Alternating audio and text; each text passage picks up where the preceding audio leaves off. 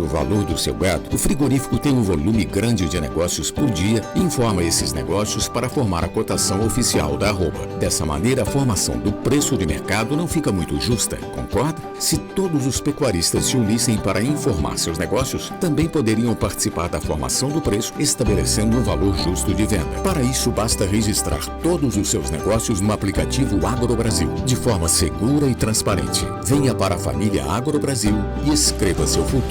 Negociou, registrou.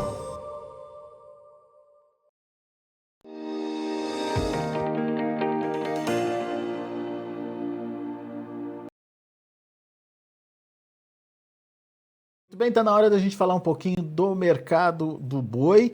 Você que acompanha o mercado de perto tem visto, tem sentido aí essa firmeza, principalmente das cotações da arroba. Ontem o indicador CPEA trabalhou acima dos 350 e uns quebradinhos, encerramento do indicador.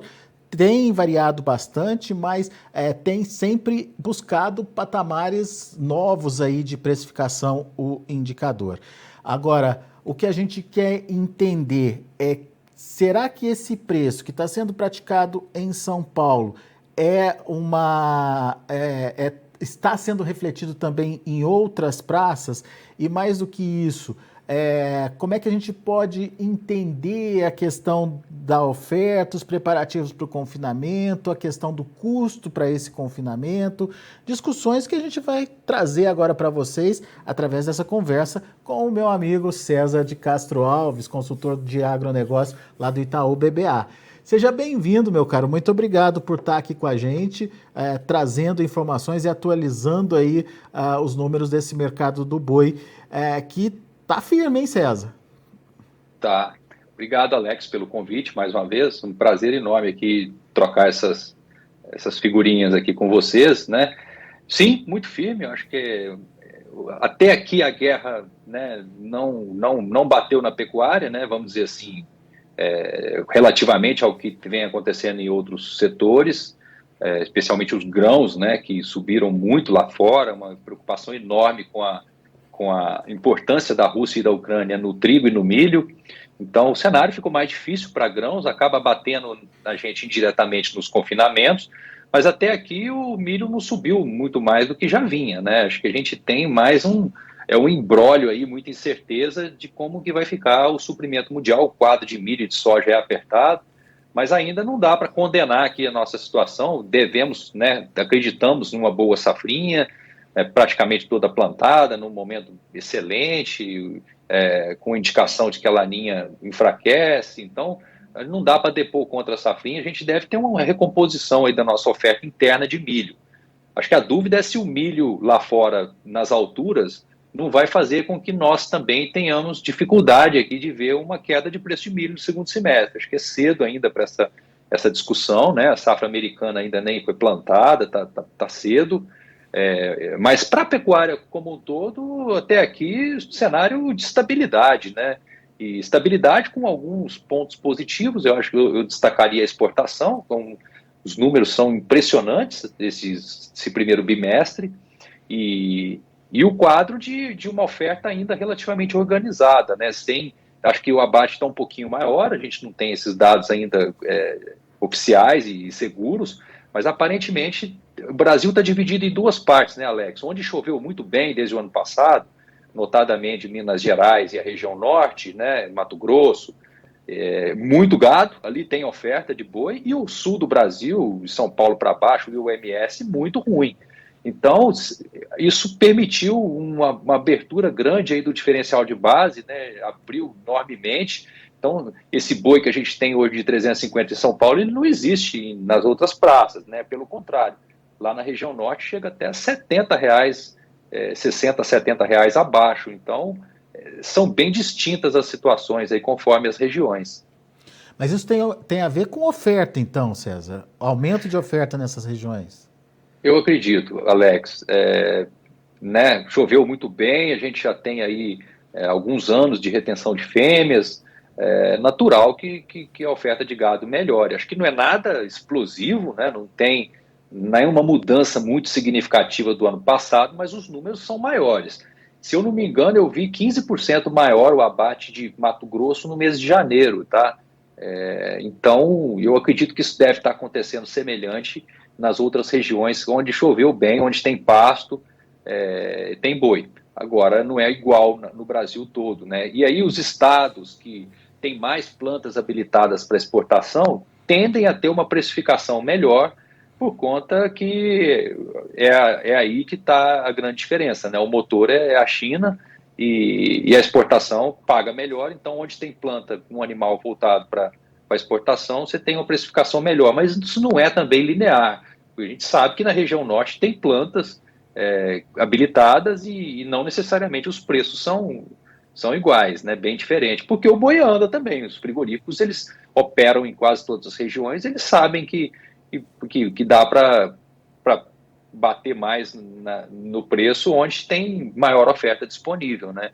Então eu acho que isso é bem relevante. Então é uma das razões para que o diferencial esteja tão largo, né? O que acaba dificultando para o produtor que tá nessas regiões, né?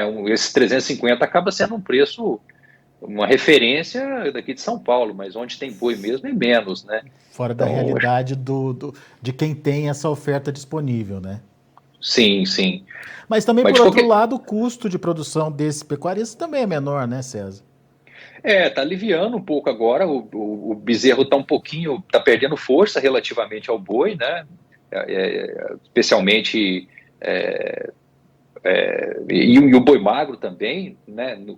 Gradativamente o bezerro vem perdendo força desde o ano passado, e esse ano, né, o boi subiu aí, né, desde o começo do ano, em São Paulo, uns 3%, e o bezerro caiu 1%, se não me engano. Então, é uma pequena mudança de forças relativas a favor do boi, em detrimento do bezerro. O que eu acho que vai seguir nessa tônica esse ano, tá? Acredito um pouco mais de oferta de bezerro, e o que está acontecendo também com o boi magro. Apareceu preços e oportunidades de boi magro mais barato do que a gente tinha no final do ano passado, e o boi gordo subiu um pouquinho, né? Então, ajudou um pouco aí para quem está buscando a reposição. Você tem outras pontas aí do custo de produção complicando, né? Especialmente para quem aduba pasto, né? Complicou bem o cenário de fertilizantes, mas para a pecuária isso é muito menos representativo. A gente sabe que num ano que nem esse, pouca gente vai fazer uso mais intensivo de adubo, né? Vão segurar a mão para poder não inflacionar muito os custos. Mas o principal aí, que é o bezerro para recria e engorda e o boi magro para os confinamentos, você tem um alívio aí, tá? Pequeno alívio. Então isso ajuda. Como o boi não caiu, né? Caiu muito pouco, onde caiu, né? São Paulo até subiu. Você tem um ambiente, acho que saudável aí para o produtor, né, no meio dessa confusão toda. Eu acho que é um cenário até aqui muito bom, e eu estou muito surpreso com os números de exportação, tá? A China voltou arrebentando, Alex. Esse mês de fevereiro foram 159 mil toneladas, isso é 56% maior do que o fevereiro do ano passado, e com o preço subindo 8% em dólares. Isso é fantástico, né? Eu acho que é o que permite a gente segurar aqui os preços, né? Ô César, diante desse cenário que você trouxe aí, eu fico imaginando como vai ser o confinamento. Se por um lado a gente tem esse aumento do custo com a dieta dos animais, nesse primeiro semestre, em função da escassez mesmo de oferta nossa aqui, consequência das perdas do ano passado, e no segundo semestre, essa interrogação que você colocou aí em relação a preço internacional, né? Até que ponto o mercado brasileiro vai acompanhar o preço internacional no caso de uma continuidade aí da guerra. Rússia e Ucrânia são dois importantes fornecedores aí de milho para o mercado internacional. E daí a gente tem essa questão da dieta pesando contra, mas tem a questão do boi magro aparentemente favorável. Nessa conta, como é que fica a expectativa de confinamento aí e como é que você imagina que o pecuarista vai trabalhar? Vai investir em confinamento esse ano? Olha, Alex, eu acho que o pecuarista ele vai encontrar a reposição mais barata, vai encontrar um boi magro, né? Uma relação de preço de boi magro e boi gordo mais favorável para ele. Vale dizer que agora no mês de janeiro, em algumas praças, a gente viu o boi magro com o mesmo valor da arroba, né? A arroba do boi magro igual a arroba do boi gordo, que é uma anomalia, né? Ou seja, uma oportunidade. Normalmente a arroba do boi magro ela é mais alta. Então isso apareceu, talvez em função da sequela dos confinamentos que não aconteceram na ocasião do embargo, né? Então esse boi magro escorreu para esse ano e aumentou a oferta, pode ser. Mas eu acho que é de se esperar, especialmente no bezerro, né, um aumento da oferta. Então, eu acho que do lado de reposição, eu acho que o produtor vai encontrar o espaço aí para comprar mais barato o boi magro. Olhando para o segundo semestre, né, onde está concentrado o grosso dos confinamentos, vale dizer o seguinte também: o milho, apesar dessa explosão lá fora, em Chicago, até aqui, ele está firme nas alturas, né? Não está explodindo adicionalmente, é R$100 porque aqui em São teoricamente a gente já tem esse cenário de escassez, né, César, acontecendo, né? Até o meio do ano já está dado, não tem, né? Nada vai mudar, né? Toda essa incerteza se a Ucrânia vai conseguir plantar a safra de milho deles, que se dá ali em abril, né? Que pode apertar lá na frente, ou se o trigo que está debaixo do gelo na Rússia vai ter algum problema e não vai vir a mercado. São incertezas que a gente tem, mas que não estão mexendo, não afeta a nossa disponibilidade interna de grão agora. Agora ela está apertada porque quebrou a primeira safra e aí comprometeu a possibilidade do milho cair até a nossa safrinha. Agora, a safrinha foi plantada, né, no momento perfeito. Está chovendo bem, principalmente em Mato Grosso, está se desenvolvendo bem. A gente não depõe contra a safrinha até aqui em termos climáticos. Eu acho que temos condição de ter, sim, uma boa safrinha. Então, o segundo semestre é outra realidade, é muito mais oferta interna. A dúvida que eu tenho é se toda essa confusão não vai fazer com que o preço do milho aqui busque se aproximar mais do preço internacional, né? Porque se realmente não existir o milho da Ucrânia, se realmente o balanço de milho, ou se der alguma zebrinha na safra americana, onde tiver milho no mundo vai virar uma corrida, né? E aqui não vai ser diferente. Então, eu acho que os riscos aumentaram, o fertilizante caríssimo e talvez até indisponível, no caso do potássio, na nossa total necessidade, faz com que a produção de milho seja mais cara, né? E isso dificulta um pouco o quadro de custos para o confinamento lá na frente. Mas eu acho que para esse primeiro semestre as contas estão fechando, tá? Teve uma reação muito forte no preço do boi, na curva futura, assim, relativamente a 30 dias atrás. O contrato de julho, por exemplo, subiu R$17 por arroba, né? Hoje ele é 338. Era muito menor que isso há 30 dias atrás. Então, conversa com os preços de grãos e com esse preço de boi magro, deixa um pequeno resultado para o confinamento e até não tão pequeno para o produtor que planta o milho, né? Que aí não é preço de mercado, não vai ter milho de R$100, é custo de produção. Então, eu acho que o cenário de confinamento ele ainda é bom, vai ter ajuda de oferta de boi magro, e o segundo semestre não está ainda condenado, né? Eu acho que a gente pode ter uma combinação de boi gordo e ração e boi magro bem interessante lá na frente, tá longe ainda, mas até aqui eu acho que tem boas condições de ser um ano bom aí em termos de oferta dos confinamentos, né? Então, respondendo a sua pergunta. Muito bom.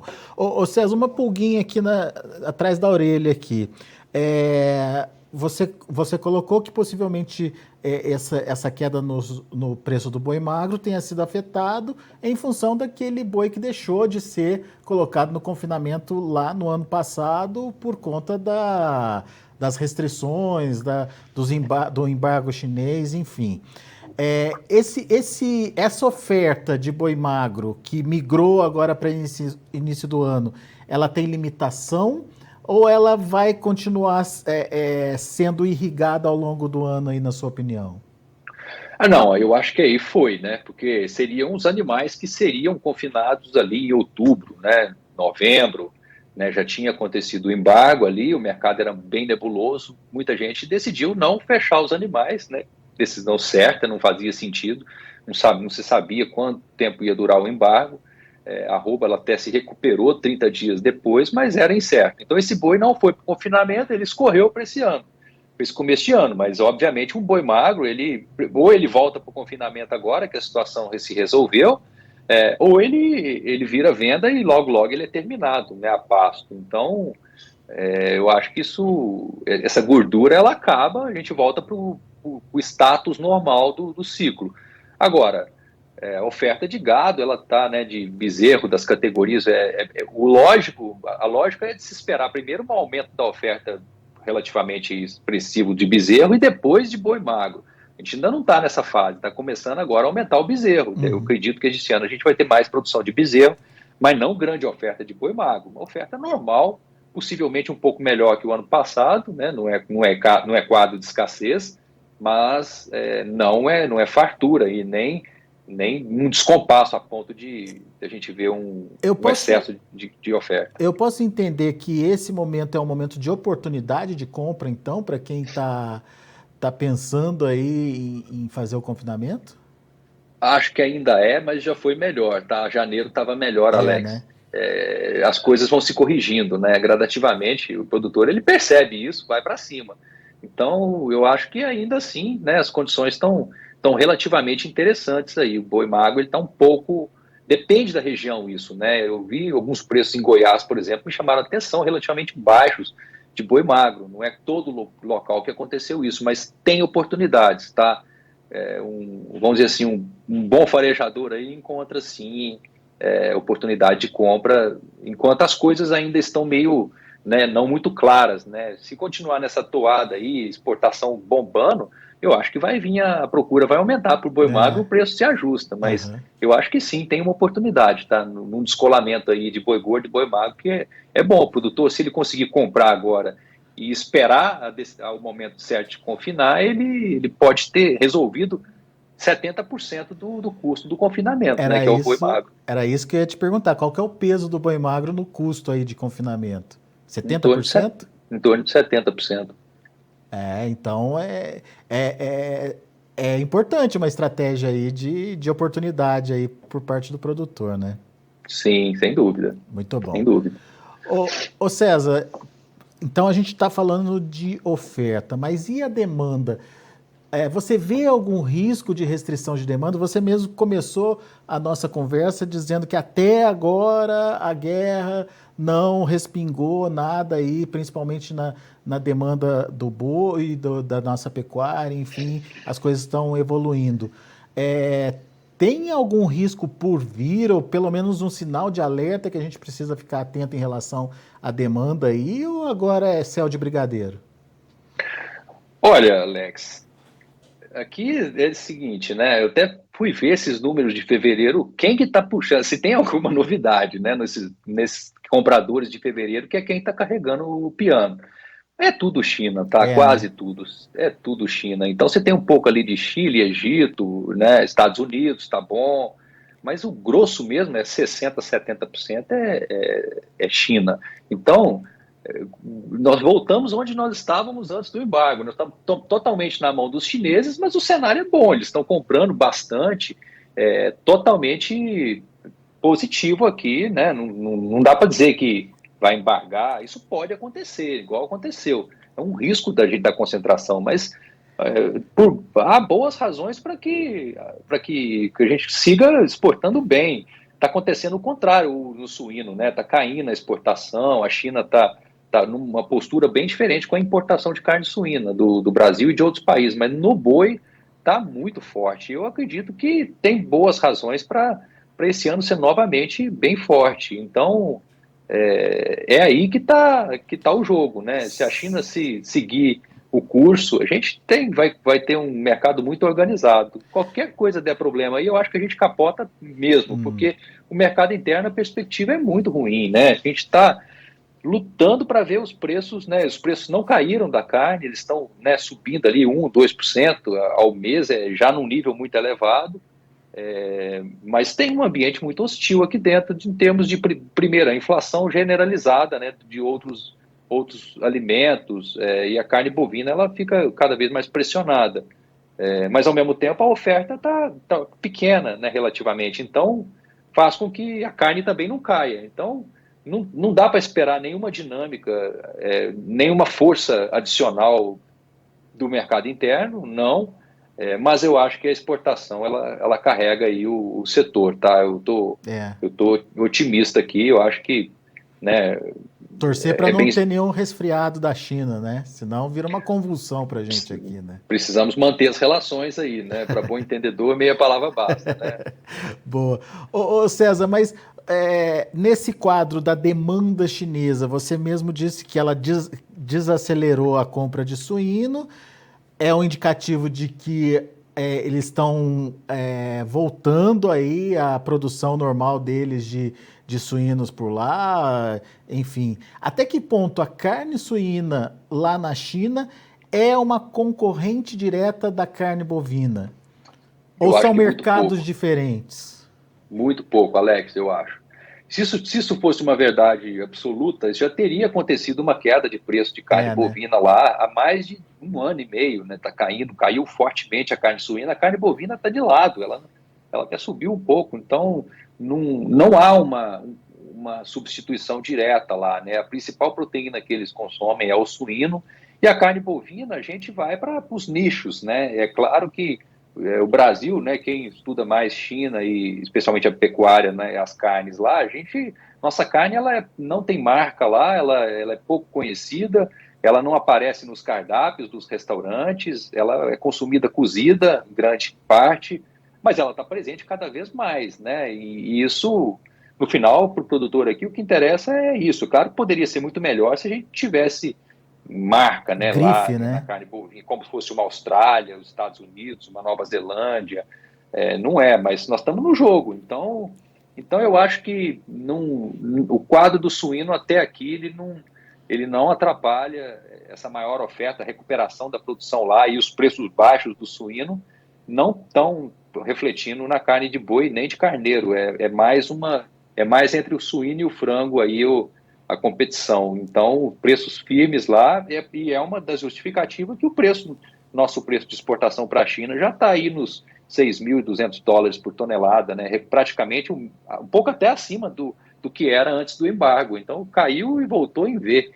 Então, cenário positivo, tá? Eu vejo para... E reforça essa perspectiva de que a China vai continuar comprando, então. Sim, possivelmente, né? A tendência lá é de um consumo per capita gradativamente crescente, né? Ele ainda é muito pequeno, e a produção doméstica não consegue atender esse crescimento, que em termos per capita ele é pequeno, mas em termos absolutos é quase 5 milhões de toneladas por ano. Então é bastante coisa que eles precisam comprar de vários fornecedores externos, e aí a lista é mais ou menos como a lista do potássio de fornecedores, na carne bovina, né? É Brasil, Estados Unidos e quem mais? Aqui, uma picadeira aí, Paraguai, Uruguai, Argentina, Nova Zelândia. Volume, os pesos pesados são poucos. Daí você vê um Paraguai e um Uruguai, uma Argentina que não tem volume, né, César? Eles precisam de volume, né? Exato, é pouco, né, relativamente para atender 5 milhões de toneladas, né, é muito pouco. Então, se o interesse, né, chinês for não deixar esse comércio diminuir, esse mercado diminuir, né, e não deveria existir razão para isso, ele é complementar, ele não atrapalha o mercado de suínos, né, ele é pequeno, muito pequeno, né, 5 quilos por ano de carne bovina contra 40 de suínos, ele acaba sendo complementar, é nichado, então vão ter que comprar mais onde tem volume, e nós somos um candidato natural. A situação dos Estados Unidos esse ano da pecuária é muito apertada, eles vão ter uma produção, se não me engano, um pouco menor, e uma demanda interna bastante forte, então a Austrália está caríssima, né, ainda está se recompondo, está voltando, deve exportar um pouco mais esse ano, mas ainda é um crescimento na margem pequeno, perto do potencial que a China tem de demanda. Então, resumindo a nossa conversa, exportação vai ser a grande locomotiva aí dos nossos negócios. Mais uma vez, Alex, eu acho que, né, com esse quadro todo, eu acho que a importância da exportação cresce um pouco esse ano, relativamente dentro da nossa produção. Tomara que não tenhamos problemas aí, sustos, né? A pecuária sempre tem alguns sustos aí no meio do caminho, mas eu acho que o cenário é bom, tá? Eu vejo boas razões para a gente continuar exportando bem para a China e precificando, né? E sustentando aqui. A preocupação, ela continua sendo o mercado interno, porque a gente não aguenta, né? Como foi muito bem, ficou muito claro na ocasião do embargo, a casa cai mesmo se a gente tiver uma supressão aí dos volumes de exportação. Mas eu acho que isso não deve acontecer, não.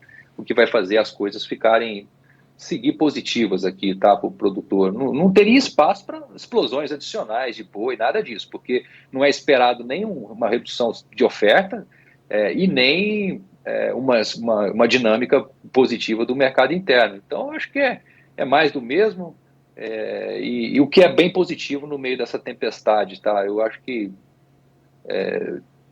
está bom demais, assim, perto dos riscos que nós estamos aí enfrentando, especialmente aí na nossa produção de grãos, para manter o nosso cenário todo de disponibilidade de comida para o 23 aqui, com o risco de preços muito altos aí de fertilizantes. Isso é um problema realmente, mas a gente torce para que esse problema seja solucionado o mais rápido possível, que um acordo aconteça, enfim, que um cessar-fogo permita aí que a gente volte aí ao normal, à vida normal. Tá difícil, tá sendo uma batalha a cada dia, declarações desencontradas e polêmicas a cada dia, mas quem sabe, né? Vamos esperar para ver aí um encerramento melhor aí para essa situação.